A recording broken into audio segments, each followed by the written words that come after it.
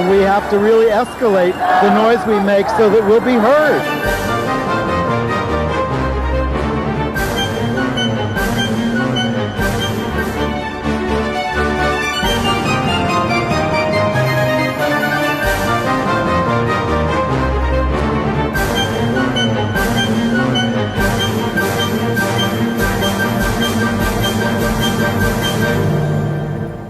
Welcome to Gay USA. I'm Andy Hum. I'm Ann Northrup. And our very timely guest this week is George Azi of the Arab Foundation for Freedoms and Equality, reporting from the Middle East and North Africa on the fight for LGBT rights. We're going to talk to George at the top of the show about a number of very important issues. And then we'll move on to things like Mitch McConnell appointing America's most prominent religious bigot to an international government commission. And that's saying something. Donald Trump's use of a different religious bigot to give the blessing at the opening of the U.S. Embassy in Jerusalem draws bipartisan ire, including from Mitt Romney. And you know that nice speech our president gave last week about how he was going to lower prescription drug prices? It's a lie, it's a sham, and it will not work. Where have I heard that before? Yeah. The U.S. Justice Department under Trump has initiated a crackdown on transgender inmates in federal prisons. Breaking news just before we started taping today, lesbian wars in Alabama. Veteran lesbian state rep Pat Todd is accusing the governor of being a closet case. Accusing? She's just informing us. Okay. This is a terrible story. A Catholic social worker was fired at a secular agency for refusing to counsel a gay couple. So she's suing, saying her religious freedom was abridged. That's never going to end, you know. Well, I'm going to talk about that at some length. I think it's one of the most important stories of the week. Well, it is. Court rulings are advancing LGBT rights in Costa Rica and setting them back in Italy. And I'm going to review 3 claustrophobic plays, including what I would consider an unmissable production of Long Day's Journey into Night, starring Leslie Manville and Jeremy Irons. But we turn now to our guest, George Azi. Literally turn. George is the founder and executive director of the Arab Foundation for Freedoms and Equality, and we're going to put the website out there so that you can read about it. You are described as the first openly gay activist in the Middle East and North Africa. Hi, yes, I'm the oldest. I mean, I'm one of the first activists to start the first LGBT organization in Lebanon, which was the first organization back then in the Middle East and North Africa. It was a group of people, so I was the head of the organization, and this is where I was visible back then. And Lebanon is much in the news in terms of LGBT issues right now. They had their first Pride celebration last year in Beirut, and this year they were going about it, and they were stopped by the government. Talk about what happened there. Yeah, I mean, this is the second year for Beirut Pride, but the Lebanese LGBT community has been celebrating the International Day Against Homophobia for 12 years now. And every year we receive different kind of police intimidation, and we move on. Beirut Pride specifically is organized by a private company, by event organizers. Last year it went well, and I think this year the police said, let's try with them. I mean, it didn't work, the intimidation with activists. Maybe we'll go after, event organizers. And they did manage to scare them into canceling the event. Well, they pulled the guy in, they said, you're encouraging debauchery and offending public decency.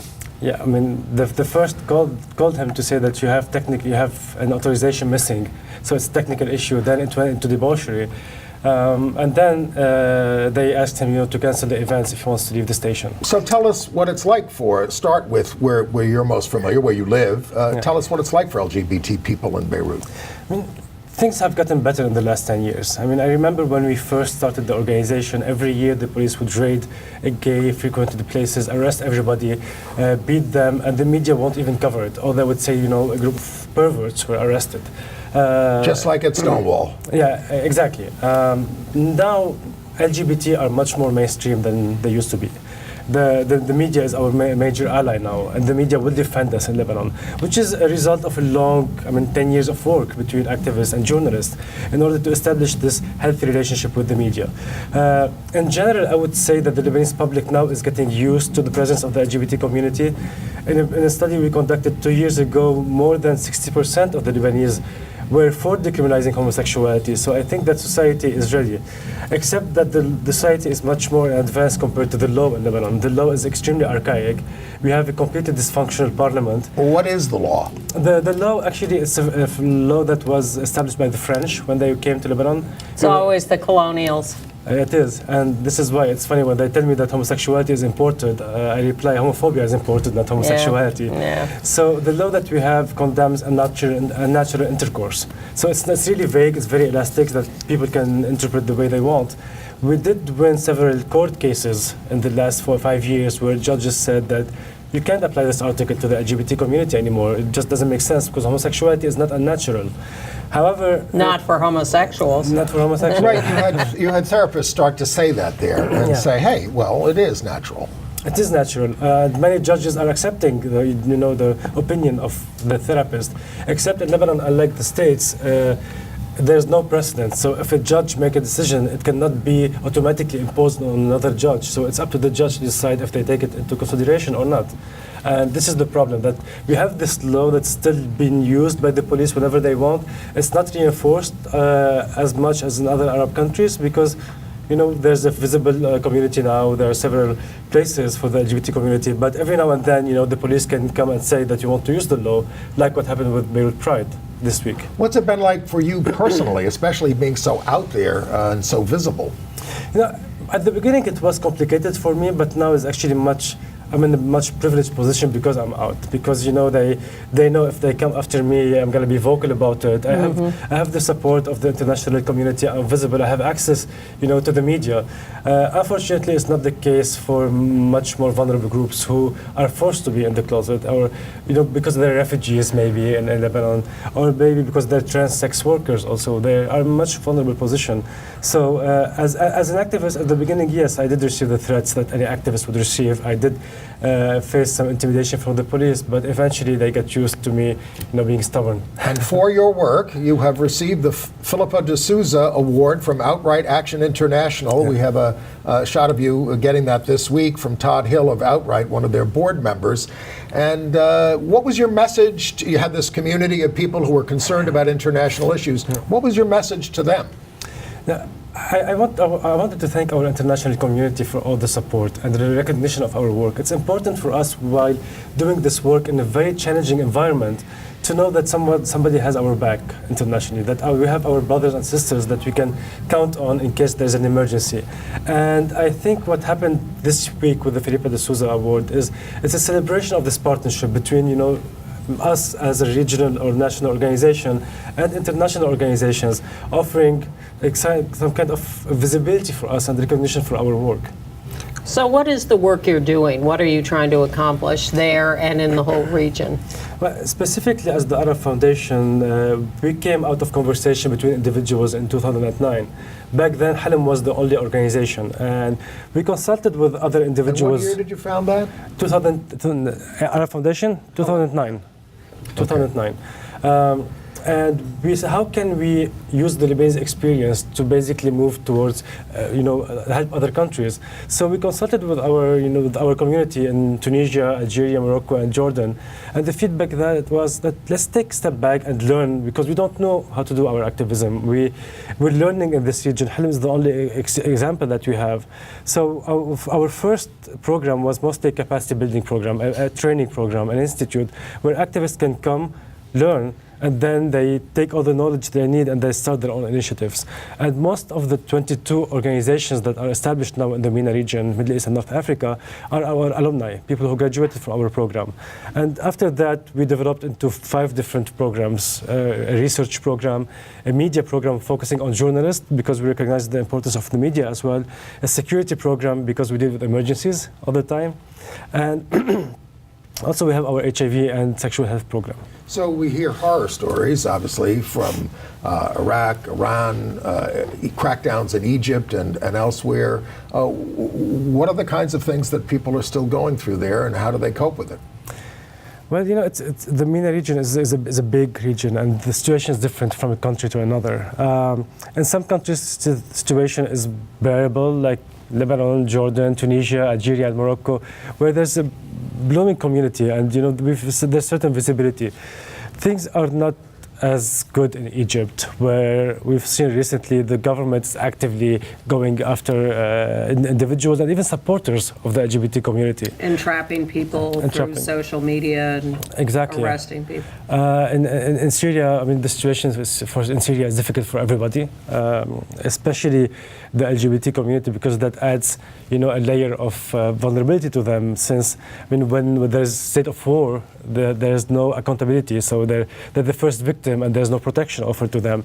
And less availability of help and asylum or refugee status, I'm sure. They have to go to the neighboring countries. One of them is Lebanon and Jordan to seek refuge, except, as most of the time the established services for refugees there is not accessible for the LGBT community, mostly the trans community as well. Right.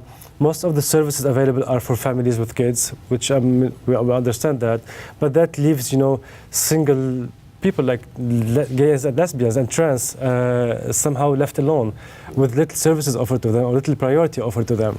And this becomes challenging as well. So what we hear about a lot here are the killings by ISIS, Al-Qaeda, other terrorists, people being thrown off of buildings, people being hung, stoned, whatever. Can you put that in context, how much of that goes on, how much that is people's daily lives versus a safer daily life? I mean, ISIS is definitely an issue for everybody in the Middle East, and I can say safely that LGBT and non-LGBT are fighting ISIS. It's the horror stories that we hear there. Except what makes it a little bit more difficult for the LGBT is that fewer people care about them if they get killed, and this is why we feel sometimes that we need to put some attention on that. But again, that everybody is fighting ISIS. Us, even those who don't like the LGBT community, are fighting ISIS. So I think there is an issue. It's an issue that needs to be fixed, but it concerns everybody. So what about the role of the U.S. in the region in general? We are horrified by what we see happening in Israel and Gaza this week, and taking Christian evangelicals over there to stir up, inflame hatreds. And for the last 20 years, exploding the region with war. Exactly. So from your point of view, what is the U.S. doing there, good or bad, or? I mean, under the Trump administration specifically, things are much more complicated, and they need to understand that when I'm a gay man, but also I'm Lebanese. I'm living right next to Israel, and my friends are Palestinians who are LGBT in Palestine, are probably died in the protest as well, again on the border with Gaza.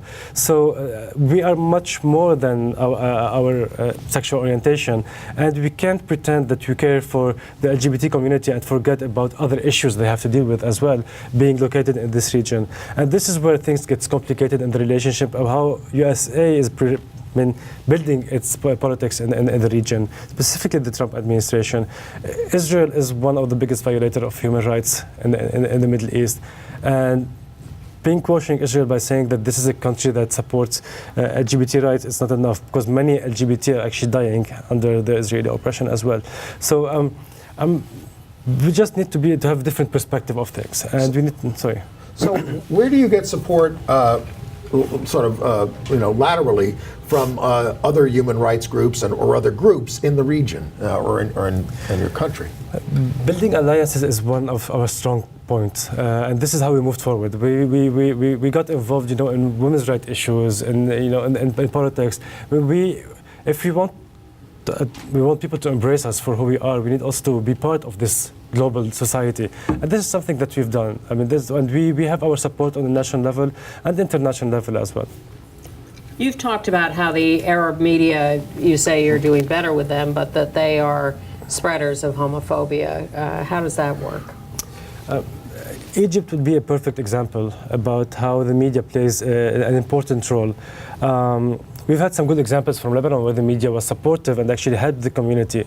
But what happened in Egypt after someone raised the rainbow flag in the Mashroul Aila concert, which is a Lebanese band, the main singer is gay, openly gay.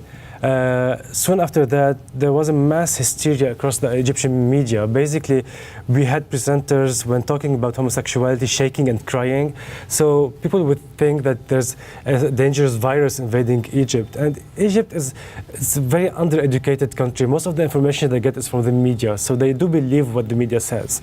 And when they say that, that we should be killed, they would believe that. And there's a complete dehumanization of the LGBT community that we felt we needed to counter. And then, Isn't this something that was done by the media at the behest of the government?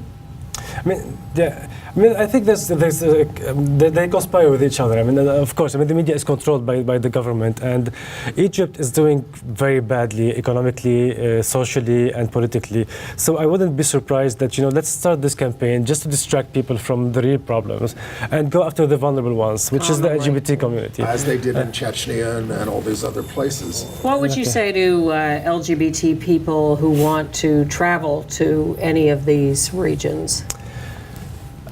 I wouldn't call for boycott for these countries. I think that our brothers and sisters in these countries need our support, and we need to be there for them. Just be careful and listen to the community there. Listen to what they have to say, and for your own safety, be careful when you go there. Stay off Grindr. Stay off Grindr, yes. And what about? But we off Grindr. So. Tell us something about some of the people who contact you from some of these more fraught parts of the region. What do you say to them? Well, what do they say to you first? Yes. What are they looking for, and what do you say to them? It's very easy for someone to feel alone in our region, because you're sitting there at home, and I was one of these teenagers, and the only information you have is on TV and from your environment, and everything is telling you that you're a horrible person and you're a pervert and that you will not be accepted, and it's really hard for someone to be alone and listen to all these negative messages. So this is why recently we did a video campaign where LGBT individuals from across the MENA region are saying to other people, you are not alone. And we wanted to use this new technology, the internet, the social media, to get to these individuals and to let them know that, if you need to speak with someone, we're there. We probably can't offer you all the help that you need, but at least, if you want to speak to someone, learn more about yourself, there are resources for you that you can use. And they can go to the website for the Arab Foundation Yes. for Freedoms and Equality. It's AFEMENA.org and learn all about it. And these things these are not blocked in some of these countries, your website? No, they're not blocked. Our website is not blocked yet, but there's always creative ways to get unblocked. So we have our security actually blog on this website that they can tell them how they can overcome the country's limitation. And our viewers can learn more about this and how they can help, et cetera, if they go to your website. Yeah. Yes. You're doing tough and important work, and we thank you for taking a few minutes to come here. And Thank you for inviting me. Talking to our Put audience. us on your list and keep us posted. I will. Okay. No problem. Thank you. Thank you, George. Thank you very much. So we usually start with Donald Trump, but this week Mitch McConnell has outdone him in catering to the Well, you don't think this was Mitch McConnell. It has entirely to do with Trump. catering to the religious ultra-right. He has named Tony Perkins of the virulently anti-LGBT Family Research Council to a government post on the U.S. Commission on International Religious Freedom. Now, this was established in 1998 under Bill Clinton in a more benign way, but Perkins is the guy who opposes anti-bullying programs as disgusting. He calls pedophilia a homosexual problem. He favors restoration of anti-sodomy laws, and he may get his way in this administration. He's also not the only one appointed to this International Commission for Religious Freedom, Commission on International Religious Freedom. Gary Bauer, who I always adore for falling backwards off the stage, flipping pancakes. He was the domestic advisor to George Bush, wasn't he? Yes, he was. And, they're both just monsters. one can only hope that these are just titular positions with no real substance. But Oh, these people know how to make something out of these positions. yes, they do. And what they do is they hang around the White House, and they hang around the Congress, and they get themselves involved in policy making. This group of people is the Trump base, and they never leave him, and they are getting everything that they want in terms of judges, cabinet appointments, everything that they want. Two of these nutcase monster evangelicals. But no Tell us how you really judgments, feel. Yes. We're in Jerusalem praying at the dedication of this U.S. embassy. The blessing was given by a guy that Mitt Romney calls a religious bigot, the Trump religious advisor Robert Jeffress. He's from the First Baptist Church of Dallas, and he says you can't be saved by being a Jew. Mormonism is a heresy from the pit of hell, hates Islam, hates gays, says 9/11 was caused by abortion, and he thinks gay sex might make you explode. And the closing benediction was delivered by John Hagee, another one of this stable of crazy people. And I don't mean to offend anyone else with that kind of language, but these people are really, they're very dangerous. Well, literally, because they want this war that is being fomented in Israel and Iran. They want this war because this is going to lead to the rapture and the second coming. This is what they believe. Yes, exactly.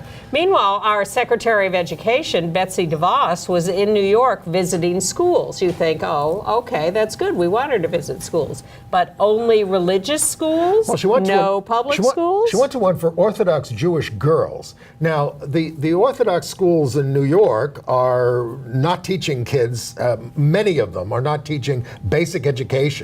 And there are many Jewish people who are suing about this. And what does the government of the United States have to do with these religious schools? Oh, we're giving them a lot of money. New York gives them a lot of money because they're voting bloc. Well, I can only hope that as the North Korea meeting potentially falls apart, as the dedication of the embassy in Jerusalem turns out to be a disaster, as Betsy DeVos goes around doing her nonsense, as Scott Pruitt is caught covering up the report on bad water, as Ben Carson is caught cutting all the funds for housing. Yes, but they're going to stop abortion and gay rights. I think this, this is progress in the collapse of the Trump administration. Only if people are paying attention. Well, that's certainly true. All right. Well, and then there was the other big announcement from the Trump administration was this week was on prescription drugs, a private sector solution. But what he mainly wants to do is try to force foreign governments to pay more for drugs, which they're not going to do because they subsidize it for their people. Which is propping up the pharmaceutical companies and, in fact, supporting their higher prices than the generic versions. And the indication you have that this is a fraud is that drug stocks went up last week. Exactly. And the fact that, he runs on this platform. I've always said no one who's voting pays any attention to platforms. But he made a very big promise that to fix this business of Medicare not being allowed to negotiate with drug companies for prices of drugs in the Medicare system and other government systems.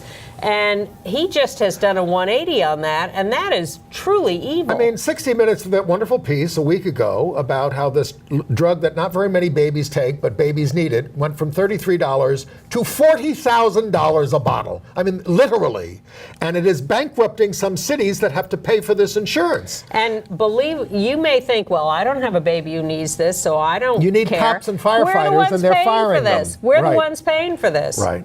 Because the individual people are not all paying for this. The government is paying for it. Your insurance company is paying for it, and you are paying for it. Now, we hadn't made much progress for transgender folks in prisons, but the Justice Department this week cracked down on trans inmates. They will now use biological sex, in quotes, to determine where they're housed and what bathrooms they used.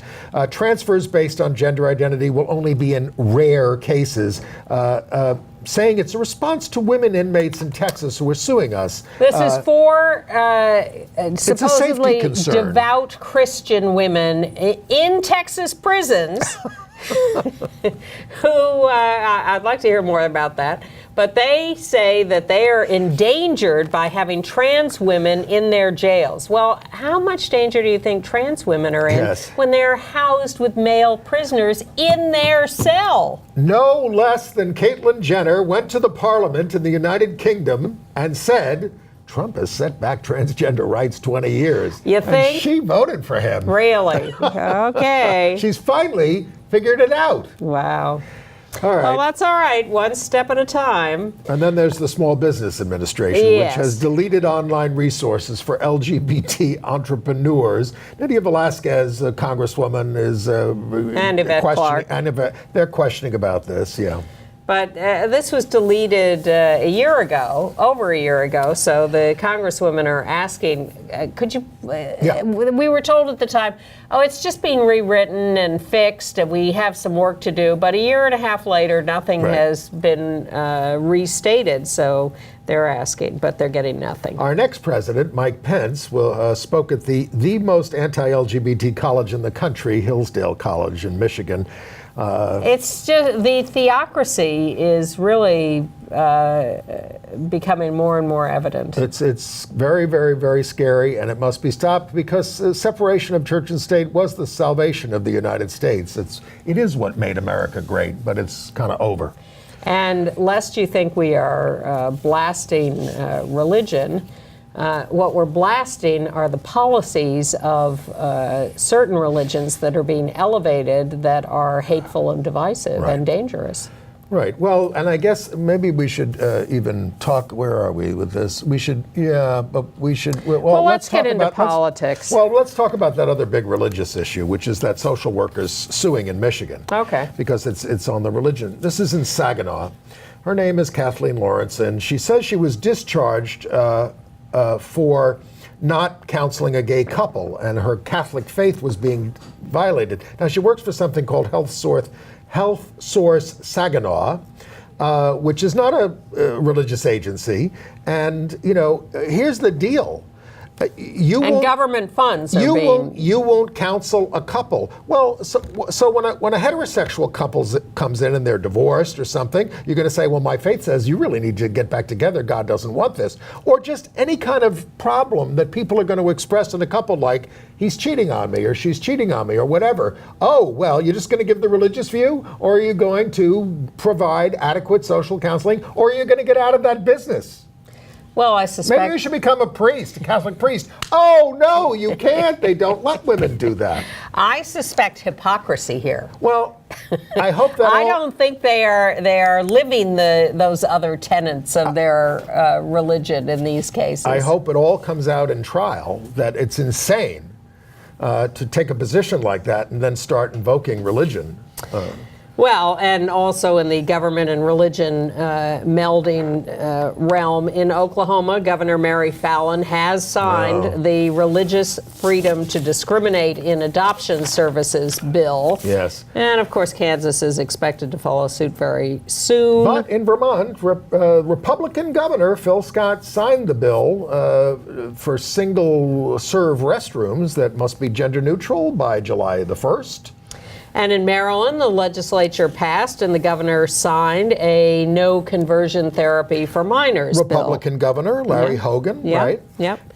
But in New York State, the State Senate Committee, which is controlled by the Republicans because rogue Democrats let them do that, we've explained that, once again killed the transgender rights bill in committee. The Assembly passed it 100 to 43. This is like whack-a-mole, or a Groundhog Day, excuse me, that's the better analogy. Every year, the Assembly passes the Gender Identity and Expression Non-Discrimination Bill, and then the other half of the legislature, the Republican-controlled half, the state Senate, kills the bill.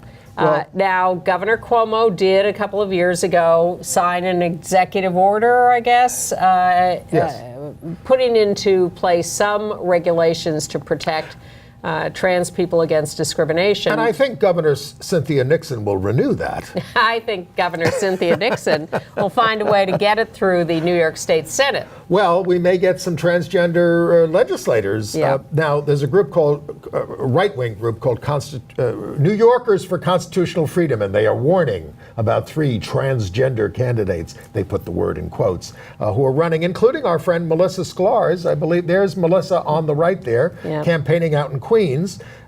She's running for the Assembly, but there's people also running for the state Senate in various parts of the state. Yeah, so all this anti-trans literature is out there. Now, there were primaries this week around the country in several states. It looks like progressive Democrats did pretty well in them. We have a primary. A lot of women in Pennsylvania. Yeah. Well, next week in Texas, there is the primary for the Democratic nominee for governor, and Sheriff Lupe Valdez, the out lesbian who's been the sheriff of Dallas County for many years, is running against entrepreneur Andrew White. The Sheriff Valdez is very much in the lead. And very out. And very much under attack by the incumbent Governor Abbott, who would like to. Well, he has insinuated her female partner into his ads so that people, and saying they're abortion supporters. Yeah. That's the way he's doing it. But the most interesting political story of the week comes from Alabama and has just broken out as we were about to go to air. So maybe it's old news by the time you see it, but this is kind of cute. This is weird. We have told you for years about Representative Patricia Todd in Alabama, a state representative who's an out lesbian, very brave as an out lesbian for many, many years in the state legislature, now retiring. Well, she's stepping down to head One Orlando Alliance starting June 1st. There's she on the left. She's on the left. On the right is the current governor of Alabama, On Kay the right in Ivey. more ways than one. She took over as governor when Robert Bentley was discovered to have done some nefarious things and had to step aside. Yes, exactly. But Patricia Todd, maybe we want to put that picture up again.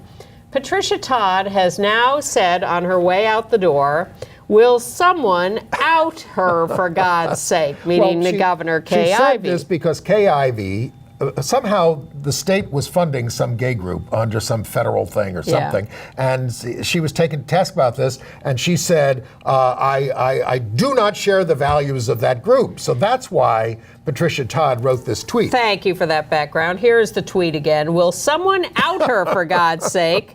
I have heard for years that she is gay and moved her girlfriend out of her house when she became governor. I am sick of closeted elected officials. Kay Ivey didn't speak for herself, and she's not running for election, but her spokesperson said it was a disgusting lie. Kay Ivey is 73 years old, has no children, has been divorced twice. She is running. Is she running? She's running. Oh, there's a primary June 5th. I apologize. I thought I read something earlier that she was not going to. All right. But this has certainly thrown a little monkey wrench in the campaign. Okay. All right. In education news, in Kentucky, Nicholas Briner, I'm assuming that's the pronunciation of his name, he was fired a year ago when he came out as bisexual on Instagram. And he is now suing He runs the chorus. He is suing the Montgomery County Board of Education in Kentucky for sex discrimination under the federal Title VII. He says that he came out to help his students. Who he knew to be suicidal in some cases. And that he, in fact, stopped some suicides. But the school board fired him, so now he's suing. Well, they said they fired him due to budget constraints, but then they hired a heterosexual woman to replace him. Yes. So evidently they had the budget they had a heterosexual lane in the budget, but not a homosexual lane or bisexual. And we keep telling you about Stacey Bailey, the teacher in Texas who was suspended but not fired for being out as a lesbian, mentioning her partner in school. And the UFT's out lesbian president, Randy Weingarten, issued a big statement on her behalf this week. And there's a little scandal going on in North Bend, Oregon. North Bend, there's rural North Bend, deeply rural. A gay student at North Bend High School committed some unspecified infraction. They won't say what. Being gay, I think it was. Probably. Walking while gay. Yes. Yeah. He was told as punishment to read Bible passages. Aloud. Out loud, yes. And so there's a dispute with the school, but they will not settle. They're sticking to their guns. There's a big one. investigation by the Department of Education, so it's ongoing. There was a teacher there who compared same-sex marriage to marrying a dog. And there's another gay student who was punished for reporting sexual harassment. Yes. Well, it was really anti-LGBT harassment is kind of what it was. Calling it sexual harassment. There's a hearing on all this on May 24th. Stay tuned. But in better news, in Nevada, the State Department of Education is going to implement rules it promulgated to protect transgender kids. And in Michigan, that anti-LGBT lawyer, Andrew Shkreli, who lost his law license over attacks on a gay student at the University of Michigan, that decision... Wait, isn't it Martin Shkreli who's the... Did I say Martin? No, you said Andrew Shkreli, but his name is not Shkreli. It's Andrew something else. It's something like that. I Like apologize. Let's just say Andrew, but don't confuse him with me. Yeah. Anyway, he lost his law license for attacks. That decision was affirmed by the Attorney Discipline Board. He had been an assistant attorney general in the state when he started these attacks and was ordered to pay $4.5 million to Christopher Armstrong. I think I have that name right. I think so. Who he was harassing. A little footnote in the story of the Austin, Texas bomber, Mark Condit. Oh, boy. He was the one who was finally captured after leaving bombs around town. Killing mainly black people. Yes. There he is on the screen. Well, now his roommates, I guess, say he was gay. He was a conservative Christian and very anti-gay. So there's some thought that he was fighting his feelings. Well, he left a message that he was a remorseless psychopath. 23 years old. Obviously not dealing with who he was. And in Dallas, Texas, another murder of a trans woman, Carla Patricia Flores Pavon, strangled to death at home. And the body of a black trans woman, 5 foot 330 pounds, was pulled from the White Rock Creek on Saturday, and police are seeking help in identifying her. In better news, in Chicago this Saturday at 4 p.m., they're going to name a section of Clark Street in honor of the late Chuck Renslow. Go to 500 North Clark and you'll find them. And in Des Moines, Iowa, in June 20th to 23rd, they're going to have the Cultivating Change Conference, which is for LGBT people in agriculture. Wow. Yeah.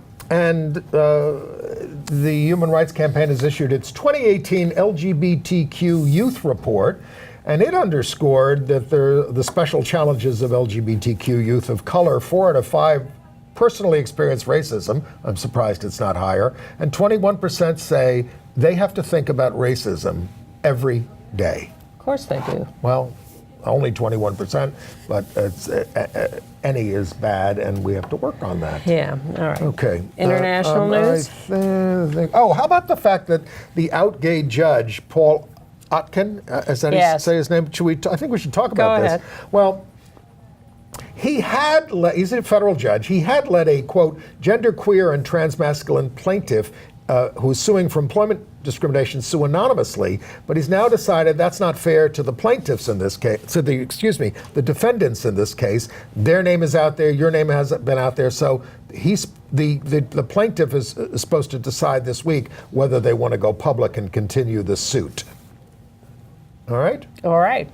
All right. Shelley Sullivan. Oh, and a bunch of gay people want to be New York State Attorney General, including... Oh, Sean Patrick Maloney has not given up his race for Attorney General. Not only that, but he wants to run for both offices this year, which he is supposed to be illegal, Well, but he's trying to make it work. That's why Kathleen Rice, the congresswoman from Long Island, has pulled out of the Attorney General race because she says she's not allowed to run for both. Assembly member Daniel O'Donnell wants to do it, and also Justice Doris Lynn Cohan, who was the judge who issued the same-sex marriage decision in New York. That would be interesting.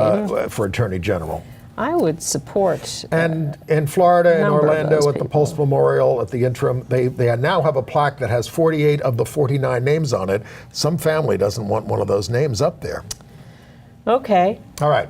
International. Yeah, I'm actually most fascinated by by a lot of stories, but Malaysia, they're changing, the current leader is being ousted in disgrace, and they're bringing back the old leader who was a monster, but he's turning it around and becoming more progressive. He's 92 years old. Well, he's the one who kept going after his deputy, Anwar Ibrahim. Yep. For and sodomy. putting him in jail with trumped-up charges of sodomy. And now he's bringing Ibrahim back to power, and he's going to take over the country eventually. It is a remarkable story. It's crazy. Anyway, so in Italy, the Venice Biennale will include a cruising pavilion. It's about cruising. Yes, but they also will be encouraging cruising there. Well, okay. It's a celebration. It's a challenge to the entire exhibition's heteronormativity. Well, be careful what you do in Italy, because Drinks and poppers will be available at the May 24th Yes, opening. indeed. If you were considering going to the Biennale. Because also in Italy, the Supreme Cassation Court has said that same-sex marriage between an Italian and a foreigner can't be registered in Italy, but they can convert it to a civil union if they like. In Mexico, in Tijuana, there's a migrant shelter for trans people who are coming up through Central America, and that was attacked. People were robbed. The place was robbed and set on fire. Very sad story. But in Costa Rica, the Supreme Electoral Court ruled that people can change their names according to their gender identity, and it will be shown that way on their ID cards. But they've also said no more gender markers on national ID cards. But they punted on marriage equality. They said that has to be instituted by the higher court or by the legislature. And in India, they have new tax rules that also say that trans people can self-declare for IDs without documents. Now, the International Day Against Homophobia and Transphobia, Idahat, is May 17th. Some of it'll be past for some of you. But several regions in China are blocking LGBT events for that. But people are wearing rainbow badges in Beijing to try to draw attention to it. But elsewhere in China, guards stopped and assaulted two women who were trying to enter the 798 Arts District with rainbow badges. And other events in that region were canceled. Also, we'll get to more on that in entertainment news with Eurovision. The Justice Ministry in Russia is now saying at the UN that the rights of gays in Chechnya were not violated because there are no gays there. And this person said, asked for help in finding them. Oh, God. Well, the International Lesbian and Gay Association, ILGA, put out a report that said progress for LGBT people is stalling in Europe. Now, and it's going backwards in the United States. Yeah, that too. In some places. We give you all the news. Well, Portugal. Well, they have, by the way, ILGA. The ILGA has you can go to ilga-europe.org and you can see this map of everything that's happening all across the globe. I'll put that in our email this week. In Portugal, the president has vetoed a bill to ease gender change and forbid unnecessary surgery for intersex people. There's some thought that the legislature can override that veto. That's what they'll be trying to do. But this is heinous that he vetoed that bill. Did we have the news that the UK Parliament struck down, didn't move on same-sex marriage? No. Yeah, there's a big political impasse in Northern Ireland. They can't even meet the legislature because they can't agree on a government. So the United Kingdom government has the power to issue rules, and they were going to do same-sex marriage. But since they're dependent on the Democratic Unionist Party, which is a right-wing party, they will not do it. And the next so a right-wing member of parliament, all on his lonesome, blocked Northern Ireland marriage in the British Parliament. There's going to be a big rally on June 2nd in Belfast, and another parliament vote in October. Isn't there a court case that's still going forward Yes. there? Yes. Okay. That Kenyan lesbian movie, Rafiki, got a standing ovation at Cannes. Yes, it did, but mixed reviews. Okay. We'll get to more of that. Like Deliverance. Also- Excuse me, Disobedience. Yes, on this show. Deliverance did. I didn't like it. He did. Whatever.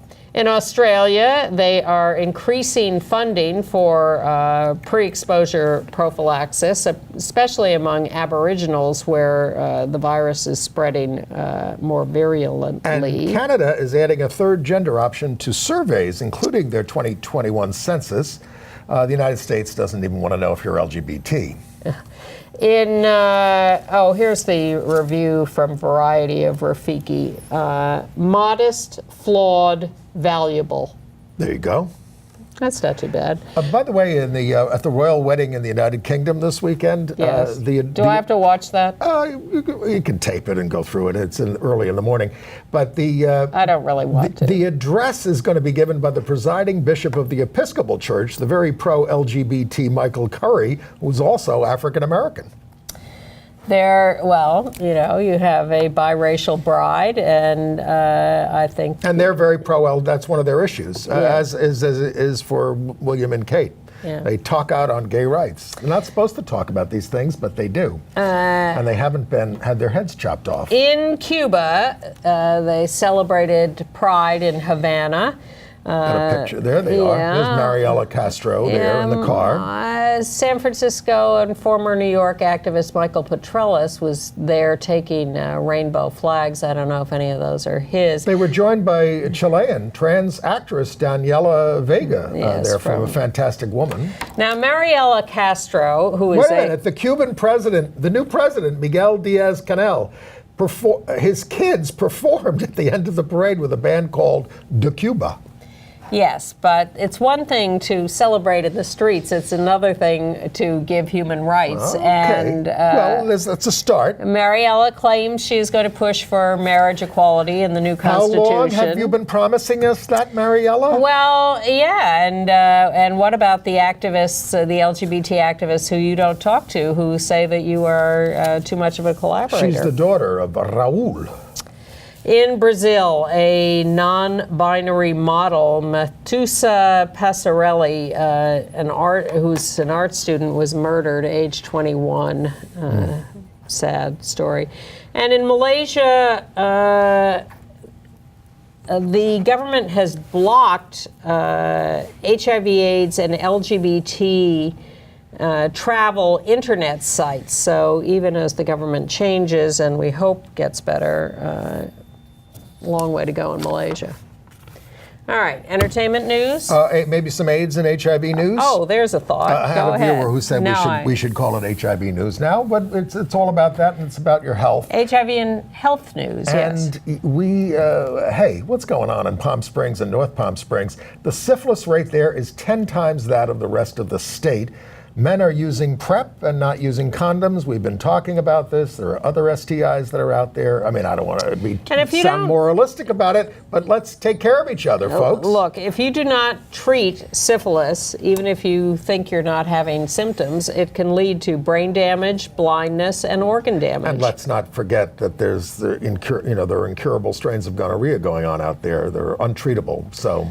It's a little shocking story got revealed this week that the Peace Corps has been kicking out people with HIV, and that the doctors who work with their members are really ignorant of PrEP and stigmatizing to gay men and Not a good situation. And on the one hand, they won't prescribe, a gay man who's working for the Peace Corps goes to the Peace Corps doctor and says, I want to be on PrEP. And they say, well, are you having unsafe sex? And the guy says, well, I'm trying not to. And he says, well, until you're having unsafe sex, we cannot prescribe PrEP for you. It's catch-22. Yeah. And then when they acquire HIV, then they're fired.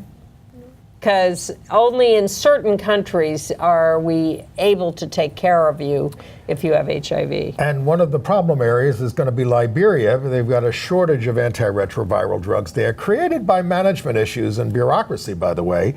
And it's panicking people with HIV. They obviously need this.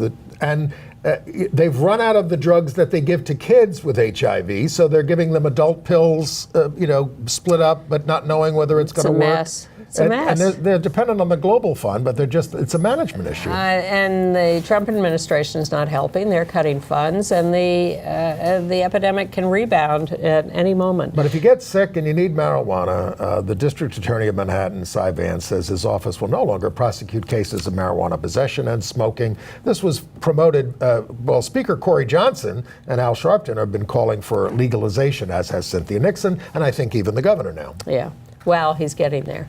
And New York State's Department of Health has a new program, which is interesting. We talk about PrEP a lot here, prevention of infection by taking a pill every day or almost every day.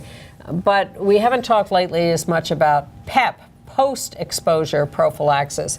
If you have a sexual encounter or a needle stick in a hospital or whatever, if you get to medication within 72 hours, you can prevent infection with a 28-day course of treatment. So this is a sign on the Village Apothecary drugstore in Greenwich Village here in New York that they are a participating pharmacy in this new PEP for HIV prevention program from the Department of Health. You can get it for a week without a prescription.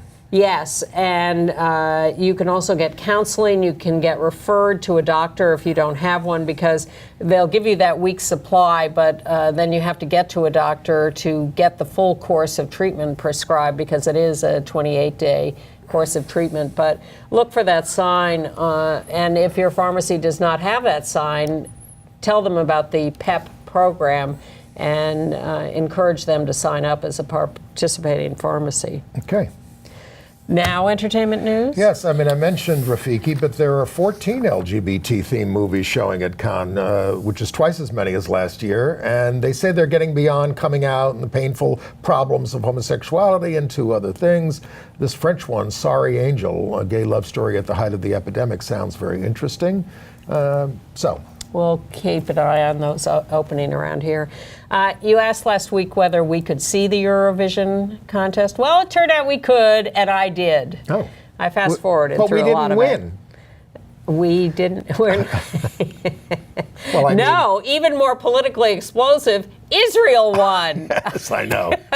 But they did do the Ireland performance with the two gay men. And it did get through to Russia?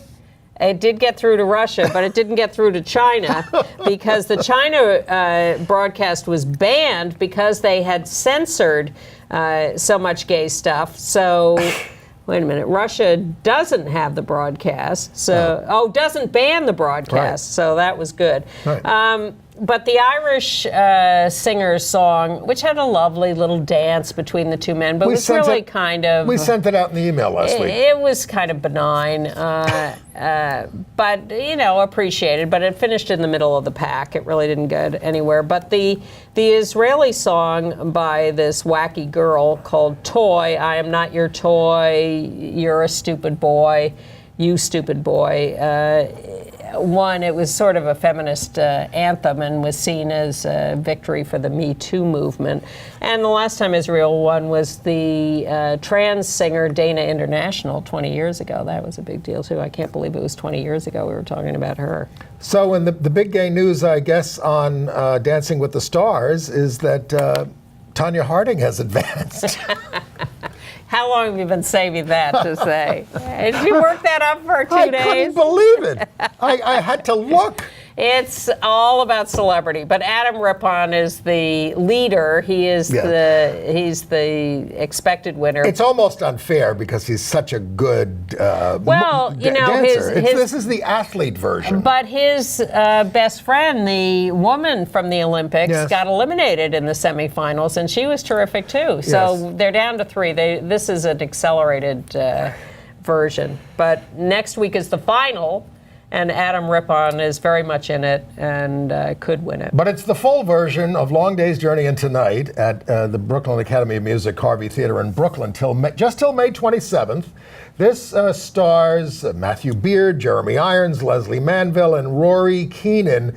And I have to say that they really tear each other apart in it. And this is the Great American Play, and it's a very good version. My review of it, my full review, is in the Gay City News. Go to gaycitynews.nyc to read it. But I found this to be a very fine version of the play, imported from England, telling us about ourselves. Okay. You saw some other stuff. Well, I saw a play. I really was looking forward to this play called Gentleman Caller at the Cherry Lane. It's about Tennessee Williams and William Inge. That's Williams on the right there. In 1944, just as Glass Menagerie is coming out, and William Inge went to interview him at that time. That's true. But this play by Philip Dawkins, this guy did a lot of homework. It's very gay. It's very dark. But it's kind of undercut by what amount to gags about being gay, I think, and which I thought were kind of superficial, and some incredibly nasty lines by Tennessee Williams, who may have indeed been very nasty, but you didn't have to say what you said about Eleanor Roosevelt, and I am not going to repeat it on this family show. Thank you. Some of my reaction was colored by the fact that I actually was very close to the man who was Tennessee Williams' lover at the time. And that did not come up in the play. Have you caught Vida on Stars? No, I have not yet. It's excellent. Oh, I wanted to. It's I can a see it on Latino demand. neighborhood in LA. 2 sisters who are professionals basically go back to the old neighborhood because their mother has died, and they're trying to figure out what to do with her bar restaurant. And they discover, much to their amazement, that she left a female wife. And a lovely butch woman who they were not expecting at all, and who they hate. So they're all trying to figure this out because the mother left the bar to all 3 of them, and so they have to figure this out. I'm going to catch up with. I am limited series. going to catch up with that. The episodes are only half an hour, and there are only 5 or 6 of them. On the male front, Operation Crucible at 59 East 59th is part of the Brits Off-Broadway series by Kiernan Knowles. It's about 4 steelworkers in Sheffield in 1940 while the city is getting bombed, and they get bombed in. It's very lively, but I could have done with more insight from them. It's a very lively physical play. For fans of Instinct with Alan Cumming on CBS, it has been renewed for a second season. I caught one of the episodes, yeah. I have not, but He's there playing an American. I'm not gay entirely. guy. Yeah, I'm with not, a husband. Not or surprised. A partner, anyway. Yeah. But Transparent has announced that this upcoming season, its 5th or 6th, will be its last, whatever, without Jeffrey Tambor. Who was gone to? Back to whatchamacallit. He has. That's as close as we can get. Yes. It'll occur to us at 3 It's been a long a.m. day, and I hope it's a better week next week. The Bluth family. Good to see you. We'll see you next week with any luck. If we can remember where to go. All right. See you next week. Bye-bye.